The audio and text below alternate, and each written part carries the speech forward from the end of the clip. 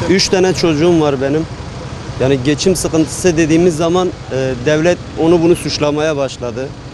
5 büyük marketmiş, işte bilmem fırsatçılarmış, oymuşmuş. İlla var. Türkiye'de fırsatçı da var. Ürünleri pahalı eden insanlar da var. Ona eyvallah. Şimdi diyelim ki en azından bir tane yağ. Yağ gidiyorsun büyük markette de 80 lira. Geliyorsun bakkala geliyorsun bakkalda da 80 lira. Bu nerede fırsatçılık? Fırsatçılık değil yani. Adam üretiyor, domatesi üretiyor. Tarlada domates 1 lira, bize geliyor 5 lira. Devlet kendisi bunlara el atamıyor, bir şey yapamıyor. Ondan sonra onu bunu suçlamaya başlıyor. Soğan sahiplerini suçluyor, çiftçiyi suçluyor, onu suçluyor, marketçiyi suçluyor. Yani neredeyse hepimizi terörist ilan edip işte hepiniz bunu yapıyorsunuz. Kim yaptı? Bu 5 büyük marketi kim getirdi? Türkiye'nin 81 ilinde binlerce market açtılar. Büyük küçük esnafı öldürdüler. Büyük marketleri 100 metrede bir market açtılar. Ondan sonra da şimdi marketleri suçluyorlar. Kendi pisliklerini kapatmak için oymuş buymuş işte ona fırsatçı diyor, buna bu diyor. Adam ne yapsın? Adam gidiyor 75 liraya alıyor, 80 liraya satıyor. Ne yapsın adam yani? Bütün şeylerin, bütün pahalılığın sebebi enflasyonla bu ekonomi. Faizlerdir. Başka bir şey değil yani.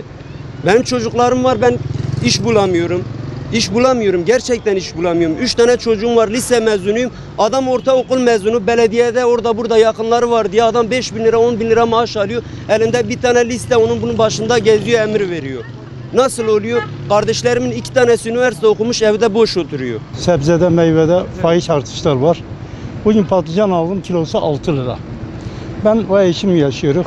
2,5 kilo, 5 tane patlıcan aldım, 10 lira verdi. Yani şimdi varlık almış gitmiş başını. Evet. Bazıları yok diyor ama sen gel yaşayanlardan sor. 5 yerden maaş alanlardan bilmem şeylerden ona bir şey diyemem. Ama bir emekli maaş alanlardan gel onu sor. Çok bağlı. Çok. Allah fakir fukaraya yardım etsin. Benimkini sağlıyor, ben maaşımı yiyorum. Benimkini sağlıyor ama yalnız ben değilim.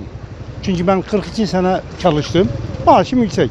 Ama asgari ücretle çalışana, öbür çalışana gitmez yani. Sizin gibi çalışanlara mesela bir asgari ücretle çalışana da gitmez. Bana bakarsa bana yetiyor. Bana yetiyor. Şimdi ilçelerde ekmek 1 lira 75 kuruş, bazı yerlerde 2 lira. Urfa'da 1,5 görünüyor ama aslında gramaj düştü. Yani halk bilmiyor ama gramaj düştü, aslında ekmeğe zam yapılmış. Ben aslında Osmaniye'de oturuyorum. Buraya geldim. Osmaniye küçük il olduğu için buraya geldim. Lakin gördüm ki her tarafın güç sistemi, enerji sistemi, ekonomik sistemin ne kadar düşük olduğu çok açık ve ortada. İnsanlarımızın, gençlerin daha çok okul okuyup daha sonra atamayı beklemeleri, daha sonrasında insanların yani gençlerimizin daha çok eğitimden daha çok çalışma babına geçmeleri birazcık insanlar yormuş durumda. Bunun dışında diyebileceğim tek bir şey var. O da Türkiye'nin kendi ürettiği şeyleri kendisi kazanamayıp dışarıda ihraç ettikleri ortada. Hani diyeceğim şu ki dayı çok güzel söyledi az önceki dayı. Hani onu takdir ediyorum. Ona da üstüne basa basa söylüyorum.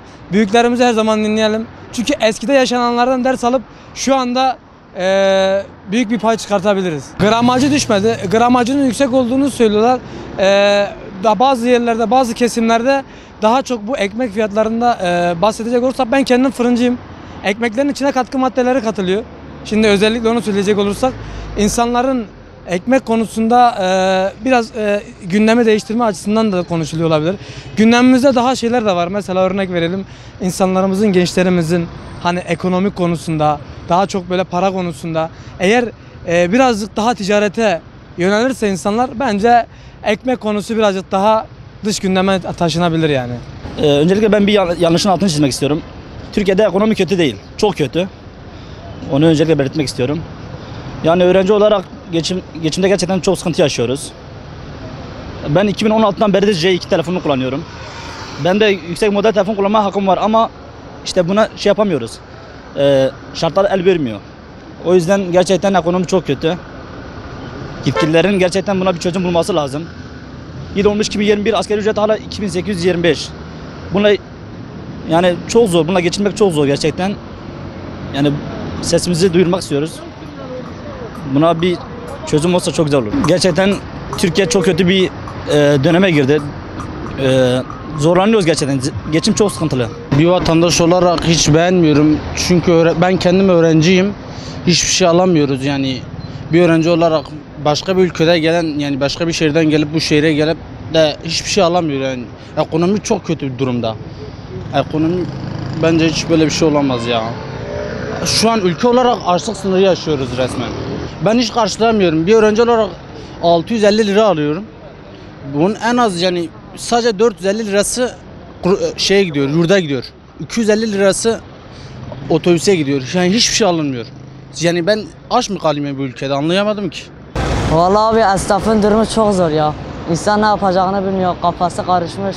Bir öğrenci olarak mesela okul harcımız çok ucuz. Mesela kantine giriyoruz, artık ucuz eşya kalmamış, pahalı eşyalar var. Mesela bir sucuk olmuş sana 7 TL 8 TL. Fiyatlarımız yetmiyor. Ona göre sıkıntılarımız var. Ya uçurum. Hepsi uçurum ya.